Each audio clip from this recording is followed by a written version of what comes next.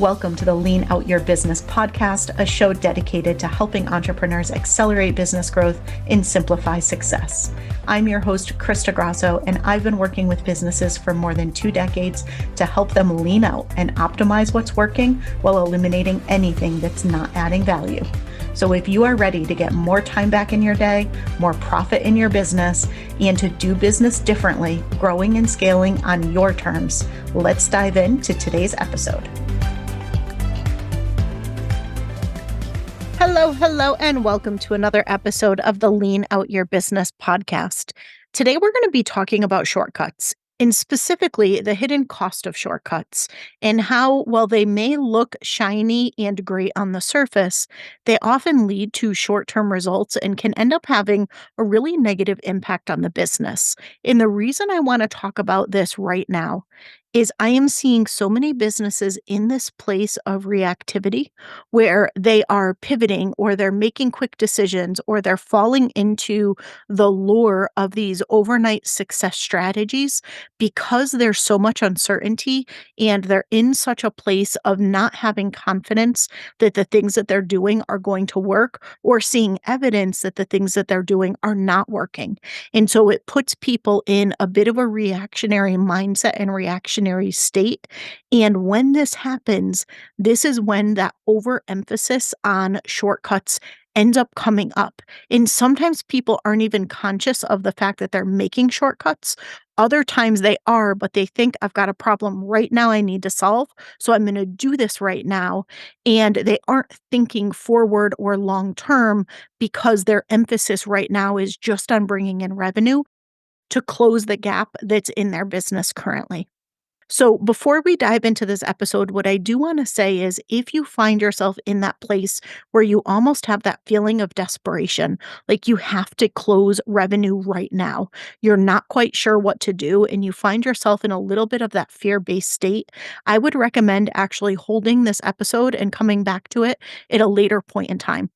The reason I say that is this is going to be a little bit of a tough love episode, a little bit of some harsh truths episode, and I want you to be in a really great and positive headspace when you listen to this because this is designed to actually help you succeed and help you set your business up for both long-term success as well as bringing in revenue in the short term as needed. So just want to put that out there as a caveat to pause this, come back to it at a later point in time if that's the place that you find yourself right now. For everyone else who's ready to hear this, who wants to dive into this, or maybe you have clients that you're supporting through this, I do think this is such an important topic to be talking about right now.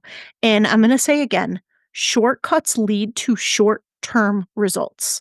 And sometimes that sounds really positive. If you're like, I need to close clients right now, I'm going to take this shortcut. It's going to give me clients right now. Amazing. But the problem is that very well may be the root cause of what gets a business in trouble or that feels like they're in trouble today. Shortcuts are what keep businesses stuck in the long term. They're what put businesses on the hustle hamster wheel, the revenue roller coaster, you name it, all of those things that are incredibly frustrating and make business feel very unpredictable tend to come from focusing on purely short-term things or from taking shortcuts. So let's break down what this looks like. And I'm going to focus primarily in 3 different areas today. The first one being the magic bullet strategies and overnight success things that are everywhere. And the thing is, people are getting more and more clever about how they position these. So they don't always jump out to you as the magic bullet that you would have recognized in the past. So people are falling for it and people are buying into it a little bit. And it's a lot of really clever buyer psychology that people are using that are getting people to say, I got to do this. This is the answer. This is the thing I've been looking for. This is the missing piece of the puzzle. And the reality is it's just another hyped up thing that is causing you to invest time, money, and effort in something that may never work or certainly is not designed to work long term. So we're going to dive into some of what that looks like. The next one is this myth of you only doing what you love. And you know, I'm a big believer in rich, fulfilled life. I talk about this all the time. As an individual, as a person, I want you to make sure that your time is aligned with only the things that you love, absolutely. Or at least 80% of your time is aligned with the things that you love. But where this goes wrong and where I see people giving people such bad advice is just because you may not want to do something and you shouldn't have to do those things that you don't want to do long term does not mean that those things aren't what your business needs to be successful. And if you confuse yourself with your business, or if you treat them as one thing and one entity only, you sometimes can end up skipping over or passing over or minimizing the things that are the very thing that will give you the results that you want because it's what your business needs. And therefore, if it's something that you are the only person in your business, sometimes you got to do it in the short term. But as quickly as possible, you want to bring someone else on to be able to do it. So you're not doing that. You can stay in your zone of genius. You can do what you love, but your business is still getting what it needs. So that's a big one that I see people give a lot of misleading advice and input around. And then finally, the third one I'm going to focus on in today's episode is the constant pivoting, the not sticking with something long enough to be able to actually get the results that are just on the other side of it. If you spent just a little bit more time on it, those results were there waiting. But if it's a constant pivot to something different, you're never going to see the results. And so let's dive into each of these. I've got some examples for you and some things to really start to think through. Again, whether this is something you're experiencing in your business or if it's something that maybe you're helping your clients with as they're going through these things. I know I have constant conversations with people and try to talk them off of some really long term damaging decisions that they're tempted to make in their business. So the first one is buying into overhyped promises, and this shows up in several different ways. As I said, in the past, it used to be pretty obvious, right? If we think of weight loss, it's like do this one simple thing and you'll lose 20 pounds by Friday, right? And in the early days, everyone was like, must have that. I'm buying whatever it is. And over time, people got smart to that and started to recognize that that was just hype. Again, a lot of people still would buy the thing, but people became a little bit more aware of it. Well, today people are really savvy. People are really great with copy. People use a lot of psychology and buyer psychology in the way that they word things and in the way that they position things. So you feel like you have to do something. You're being left behind or you're missing out on something if you're not doing something. Or everyone has the secret. Everyone has the secret method and the thing that nobody else knows. And if you just did what they did, then all of a sudden you would have these incredible results. And as marketing messages get stronger, as people build up a whole lot of different claims, not all of them always truthful, it becomes really easy to fall into these things. And the one thing that I will say, no matter what the offer is, no matter what someone is promising, is if someone is promising you results too quickly, you should definitely question it. There are certainly things that can get quick results, but there are not that many. And I know that can be super disappointing to hear when you really want quick results. But if you want quick results, those usually come from warm people who are already in your network. They come from former clients who are going to re sign on and work with you again. They come from current clients who maybe want to move on to the next level and upsell or cross sell into some other services. They come from referrals from your peers or from current or prior clients. Usually, your quickest sales are going to be from your warmest leads, people who already work with you, have already worked with you, already know you, or who are connected to you through someone who they know and trust. So, what I will say about anything that is presented as a quick solution in your business is always look at the context. Context is so incredibly important. I'm going to give you a couple examples of things that I have had conversations with clients on, or things that I've observed from someone who's in my network, not someone who I've worked with directly, where I've really seen them go down a path that they should not have gone down. And it's where you look online and you look at someone's results. And I remember one client came to me one time, and I've shared the story on the podcast before, but it's worth bringing up again, saying, "I've figured out what I'm going to do. I figured out how I'm going to scale my offer. I'm going to create a membership." And I was like, "Okay, great. You've never mentioned to me before that you wanted to do a membership. What interests you about doing a membership?" She said, "Well, I saw this ad in my feed from this woman. I'd heard of her before. And I went and I looked, and she closed 1,300 people into her membership in only 30 days. And she this, and she this, and she this, and she this." And she's going on and on and on. And she is fired up. She is excited. She is doing this membership. She's going to make 7 figures this year. It's going to be amazing, right? And so I paused her and I said, "Okay, great. So let's talk about this person closed 1,300 people in their membership. So, how many people do you have on your mailing list? How many people follow you on social media?" She has quite a big following on social media, but again, not enough where 1,300 people are going to say yes. I said, "What's your budget for paid advertising?" "I don't have budget for paid ads." "Okay, so where are you getting 1,300 people for in your membership?" And so what I did with her was the math. First, I started with realistically, if she were to launch this membership, how many people could she expect might join? No guarantee that they would, but if we look at average conversion rates based on the number of people who follow her, the number of people on her mailing list, the number of connections that she has that she thinks she'd be able to do some kind of collaboration or referral with, we spent about 20 minutes and just explored all the different ways she would be able to get people into her membership. And when we looked at it, the end of the day, best case scenario, absolutely best case scenario, she might have been able to get about 50 people in her membership. That was nowhere near the amount of money that she wanted to make. So she already felt a little bit deflated there. But then she's like, "Well, 50 people's not that bad. And if I get 50 people in, then they'll tell other people and it'll start to grow." And I said, "Okay, great. So let's pretend we're going to build this membership today. In order for you to close 50 people into the membership, how are you going to do that?" And so we talked through what it might look like to do that.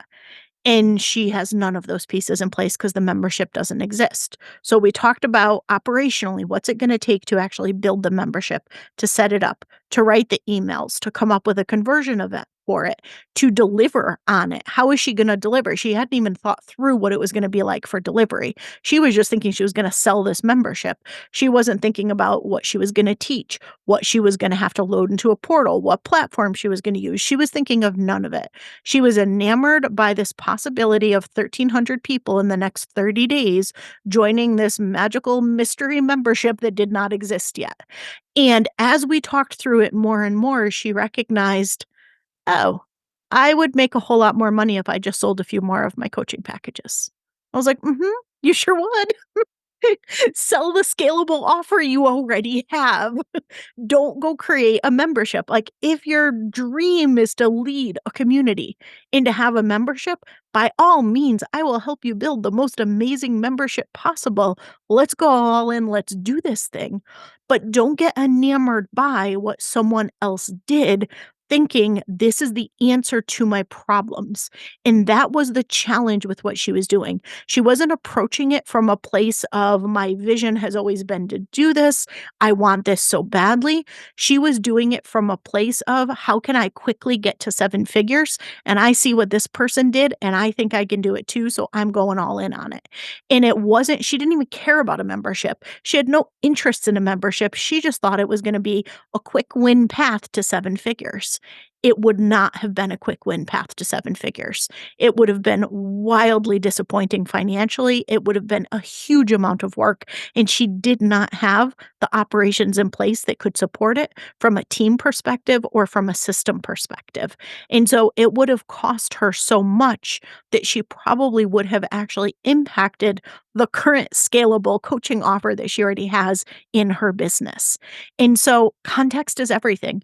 This person who got 1,300 people in 30 days, good for her. Let's assume for a moment that what she's sharing is 100% truthful. Great. Well, how big was her audience that that was possible? What was her strategy that she followed that made that possible? And even if you're only looking to close a tenth of that, let's say you only want 130 people, great. Do you have the means to even bring in 130 people? And so there's a big difference between something being your like passion, your vision, what you want, and going after it. Great. By all means, find the person who is the rock star at memberships and follow what they do. Great. Yes. But if you're looking at it as this quick win, that's my solution. That's how I'm going to get there, and you're reactively pivoting what you're doing to follow that path because you've seen someone else say that they've done it. Well, what's the context that you're missing? And what's the foundation that you need to get there? Does it even make sense? And then let's pretend it works. Let's pretend you magically get this thing out there. You're able to get 1,300 people into this membership in the next 30 days. Let's pretend all of that actually works for a minute. What is a day in the life going to be like? Do you want that? And she did not want that at all. She wasn't even thinking beyond it. So, what I would say is anytime you hear these claims that feel too good to be true or that entice you in a way where if you're really honest with yourself, it's really not aligned with your vision. The only part of it that's aligned with your vision is the finances. You're like, all right, well, I think I can make a lot of money if I do that. So I'm just going to go do that. Well, if it's not what you really wanna do, or if it's not the delivery engine that you wanna find yourself in, it's not gonna be something that you enjoy. And boy, there are different business models that have different operational needs behind it. And sometimes some of those things that look like quick win strategies or shortcuts are actually things that are huge drains on your operations. You've got to have some serious weight behind you behind the scenes from a team perspective or from a tech perspective. And a lot of times people don't think through those things. So there's so many more examples I could go into, but there's one more that I want to share. And there's someone who's in my network, again, not a client, but somebody who I know who really went all in on AI. And you know, I love AI. I infuse AI into all of my programs. I teach Simplify and Scale with AI. There's a lot that I do with AI. I'm a big believer in AI. But where I see people sometimes go a little bit wrong is they rely so heavily on AI that it's almost as if AI is this guru who comes down and tells them exactly what they should do in their business. And so they throw out everything they currently have and listen. And I saw this person do this. They had a very successful business, a business that did really well last year when a lot of other businesses struggled. And they were starting to feel that itch, probably like the 7-year itch where they're trying to shift some things around. They were falling a little out of love with some of what they were doing, wanted to make some changes. And instead of building the bridge from what they had to what's next, which is what I highly, highly, highly recommend that people do, they basically threw everything out and leveraged AI to guide them because they got this new idea from AI and they thought that it was this great idea, and AI clearly knows because AI knows their market really well. And look at this great copy that AI gave them. And look at this great structure for a program that AI gave them. And so they threw out their entire business model and built an entire new offer based on what AI told them and put all of their faith and all of their stock in AI. And go figure, they have not sold a single seat in the program. And it's so disappointing to see because they're amazing at what they do. They're brilliant. They're absolutely brilliant. And their old program probably needed a 5-degree shift in order to give them that fuel and love back into their business again, and in order to adjust to meet the market based on its changes. But instead, went completely in a different direction because AI is so smart and so brilliant. And I am making air quotes around all of this in case you cannot read that in my voice or hear that in my voice.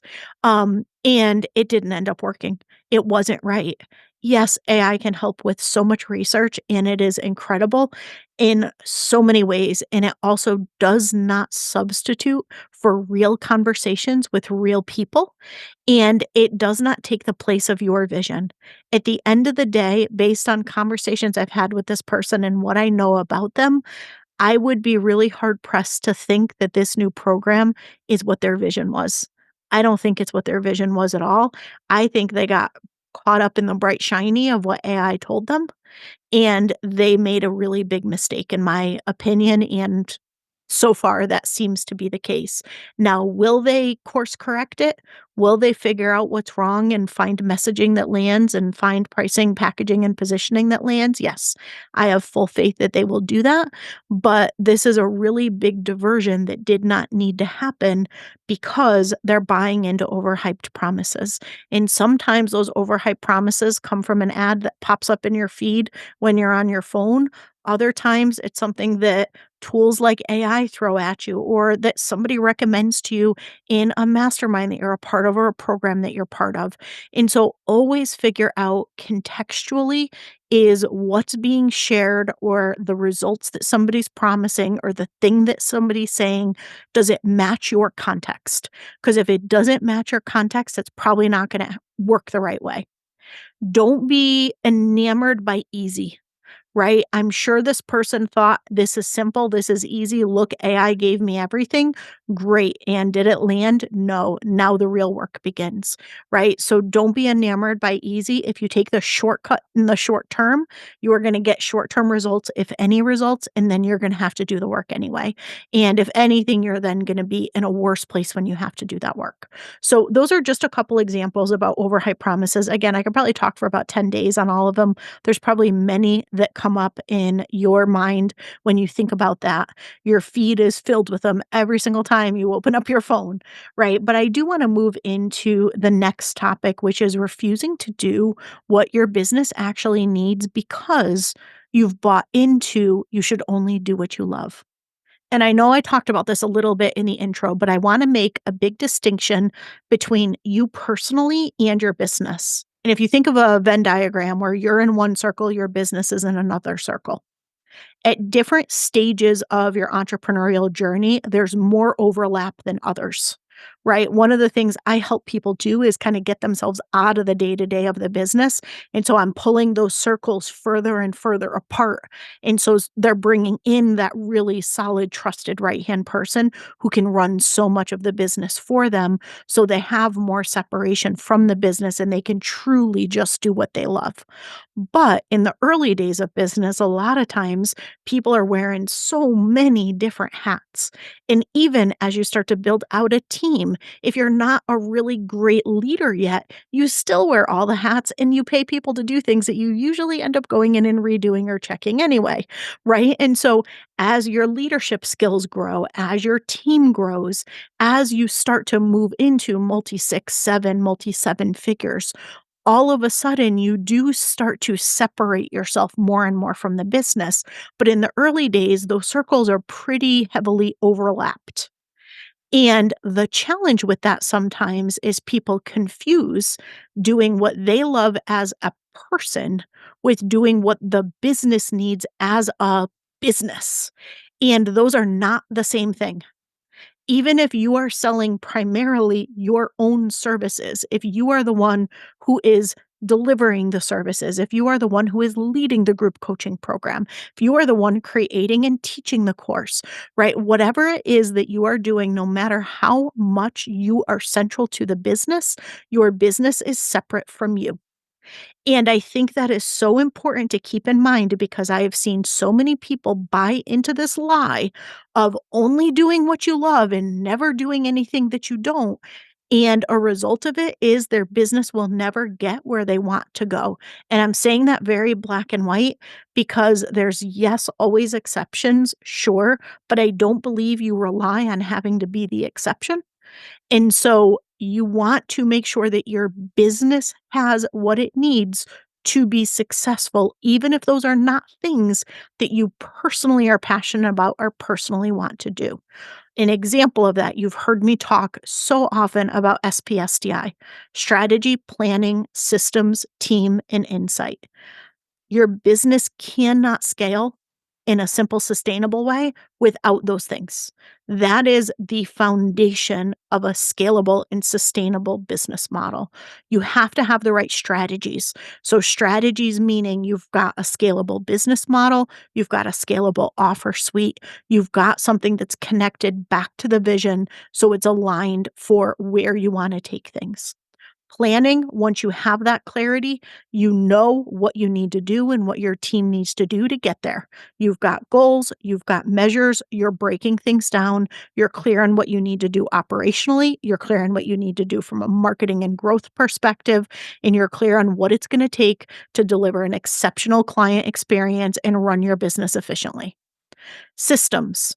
You have the systems, the processes, the automations, the tech, the tools, the things in place that actually make running the business and delivering that exceptional client experience something you can do on repeat and consistently.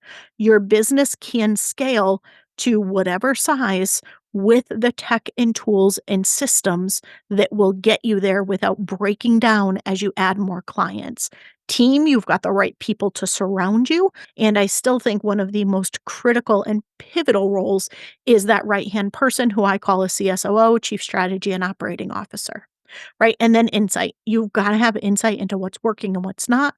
You need data, you need metrics, and you want those to be both qualitative and quantitative. You want those to be both leading and lagging. So you have the insight that you need to make the right decisions in your business. Now, when I say those things to people, a lot of times visionaries especially are like la la la la la la la la la, right? They don't want to hear any of it. They're like planning, no thanks. I just want to follow my intuition.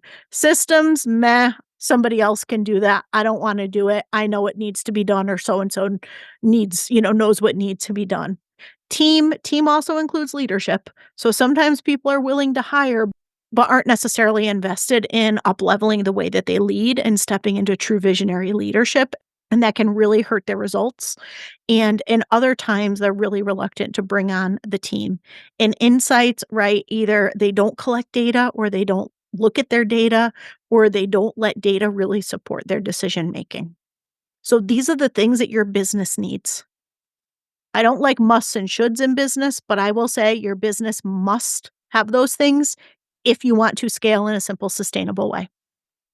If you want to run a different type of business, a business that's not scaling, a business that you don't care how simple it is, you don't care how sustainable it is, well, then that's different. But if you want a business that scales in a simple, sustainable way, you need those 5 things.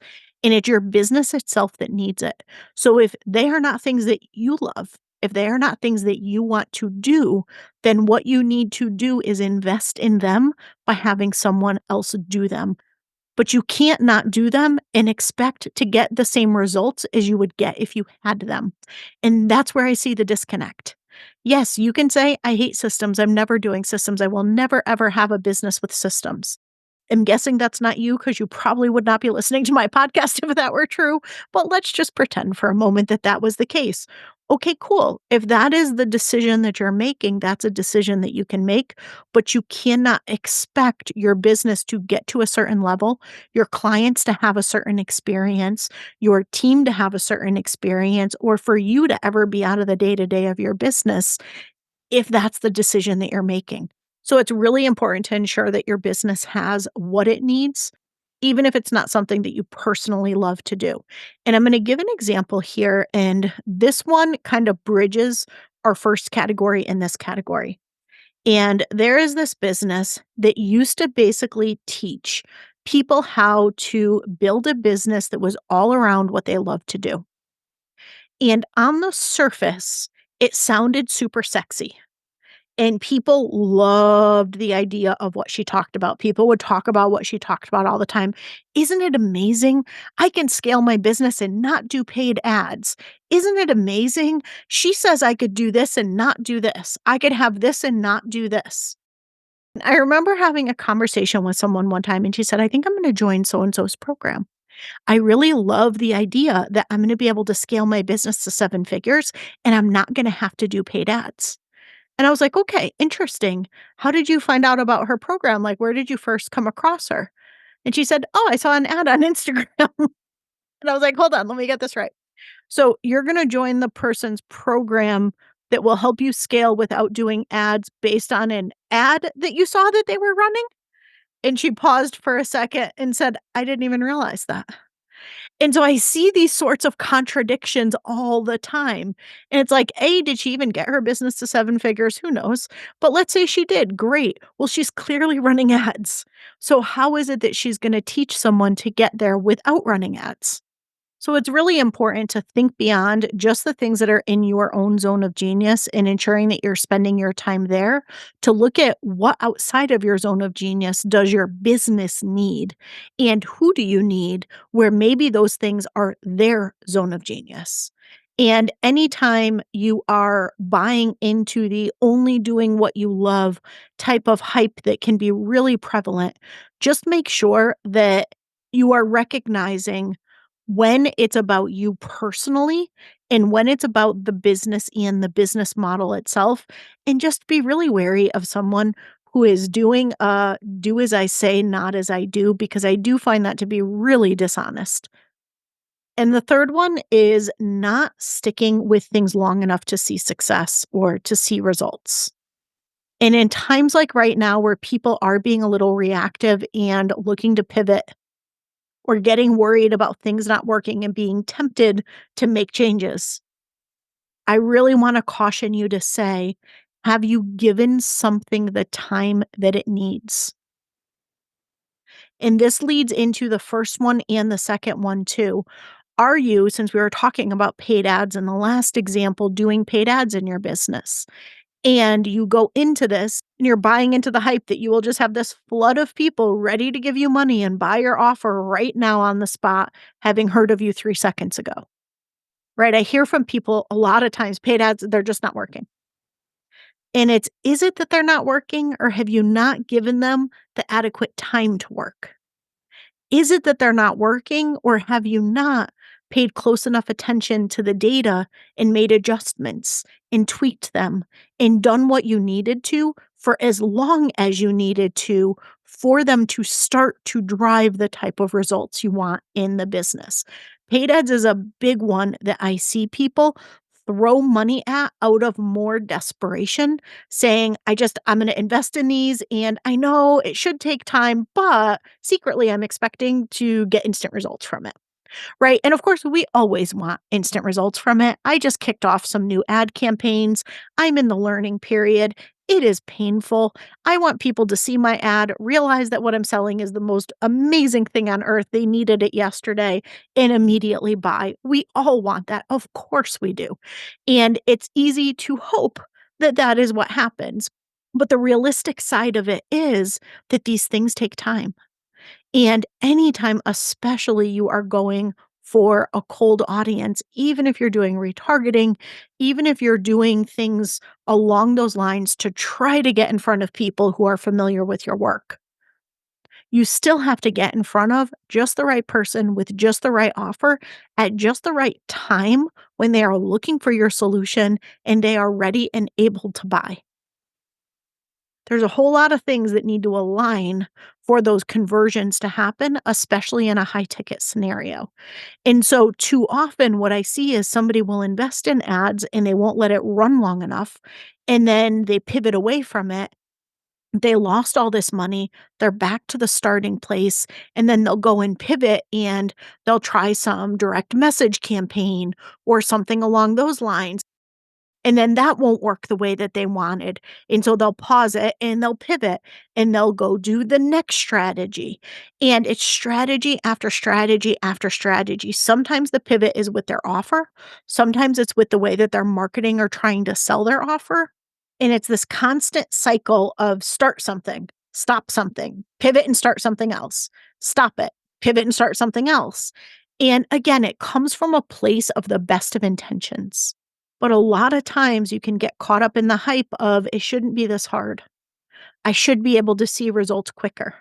So and so over there saw results quicker. I'm not seeing results quick enough. So clearly, this isn't the right strategy for me. I'm just not getting in front of the right customers. My clients aren't on this platform. The list goes on and on and on and on of all of the things that people don't realize are really excuses because they think they're truth. And other people are telling them, "I can't believe you invested that much time in that," or "I can't believe you invested that much money in that. You shouldn't do that. You should do this strategy over here. This strategy over here is gonna give you results in 3 days, 3 hours." Like, whatever it is, there's always some hyped up something that you should go do this other thing over here, because this other thing over here is gonna be the thing that's gonna get you the results that you want. It's the shortcut. It is the shortcut to those results. Well, the problem with shortcuts, pull this all together, is shortcuts oftentimes don't work at all because the context was different in the first place. So the person they worked for, assuming they're being truthful about what they promised and the results that they claim they got, their context was not your context. And so following their approach is not necessarily going to get you the exact same results. But sometimes, even if they do get results, if it's a shortcut, if it's that quick win, overnight success, shiny new strategy that everybody needs to follow, it eventually fizzles out. Sometimes it fizzles out quick, it works until it doesn't. Sometimes it's a slower burn, but eventually those things fizzle out.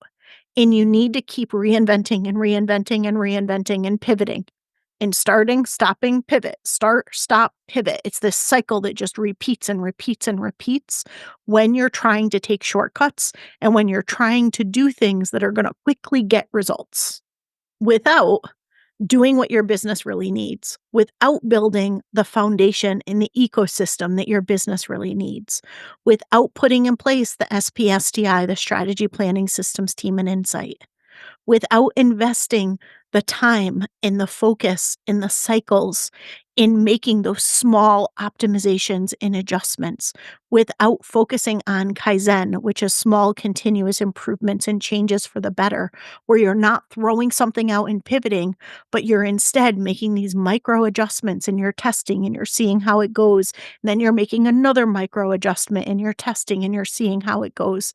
These things take time. And if you've only focused on shortcuts and only focused on short-term things, it will feel like you never can stop long enough to put the long-term strategies in place because you've created a cycle where you have to go from one short-term thing to the next short-term thing to the next short-term thing.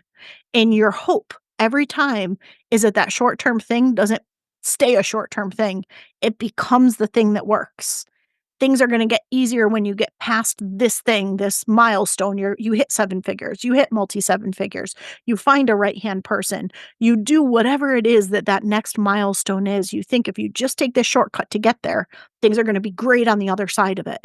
But the reality is business is a whole lot simpler than people make it out to be. You need strategy, planning, systems, team, and insight.